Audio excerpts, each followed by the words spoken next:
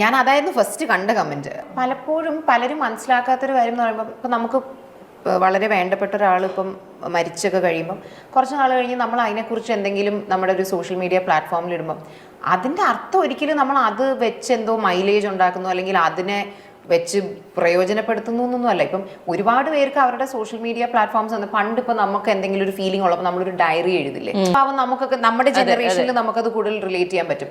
Diary എഴുതുന്നു, ഈ അങ്ങനത്തെ ജേർണൽസ് കീപ്പ് ചെയ്യുന്ന പോലെ ഇന്ന് ഒരുപാട് പേരുടെ an extension of their personality ആണ് അവരുടെ social media handles, a place where they express their emotions. അപ്പോൾ ഒരുപാട് പേർക്ക് ഇങ്ങനെ ഒരു കാര്യം സംഭവിച്ചു കഴിയുമ്പം അവർക്ക് അവരുടെ മനസ്സിൽ തോന്നുന്ന ഒരു വികാരം എക്സ്പ്രസ് ചെയ്യുമ്പോൾ may be they feel lighter.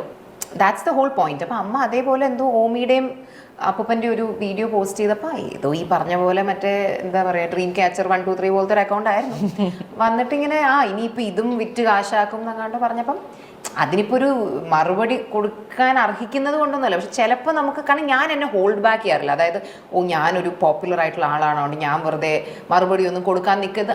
I don't എന്താ പറയുക deny myself of that opportunity. കാരണം ഞാൻ at the end of the day ഞാനൊരു നോർമൽ എല്ലാ ഇമോഷൻസും ഉള്ളൊരു മനുഷ്യനാണ്. അപ്പം ഞാൻ ഇച്ചിരി പോപ്പുലർ ആണെന്ന് വെച്ച് ഞാൻ എന്നാൽ പിന്നെ മിണ്ടാതിരിക്കുക അങ്ങനെ ചിന്തിക്കുന്ന ഒരാളൊന്നും. ഞാൻ എന്തെങ്കിലും പറയാൻ തോന്നിയാൽ ഞാൻ അപ്പം തന്നെ പറയും. അത് നാളെ വിവാദമാവുകയാണെങ്കിൽ വിവാദമാവട്ടെ. കാരണം ഞാൻ മറ്റൊരാൾ ഉപദ്രവിക്കാത്തടത്തോളം ഞാൻ അവിടെ ഒരു തെറ്റും ചെയ്തിട്ടില്ല. അതെന്തോ പിച്ചുമ്മയും പറഞ്ഞപ്പോൾ ഞാൻ പറയാനുള്ളതെന്ന് പറഞ്ഞു.